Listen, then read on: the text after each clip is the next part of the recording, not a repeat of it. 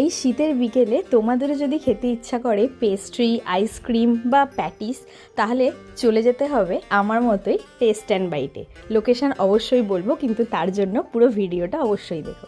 ভেতরে ঢুকেই সোজা চলে গেলাম পেস্ট্রির দিকে। কত রকমের কত ফ্লেভারের পেস্ট্রি রয়েছে, আর সবথেকে বড় কথা খুব অ্যাফোর্ডেবল প্রাইসে এখানে কিন্তু পেস্ট্রি পাওয়া যাচ্ছে। এছাড়াও বিভিন্ন রকমের birthday cake, anniversary special cake, সব রকম ফ্লেভারের কেকই কিন্তু এখানে পাওয়া যায়।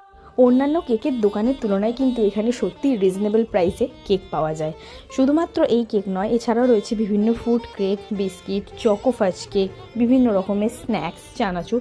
এখানে তোমরা সব কিছুই পেয়ে যাবে। এবং যদি তোমরা আইসক্রিমও খেতে চাও, তারও বিপুল সম্ভার রয়েছে এই টেস্ট অ্যান্ড বাইটে।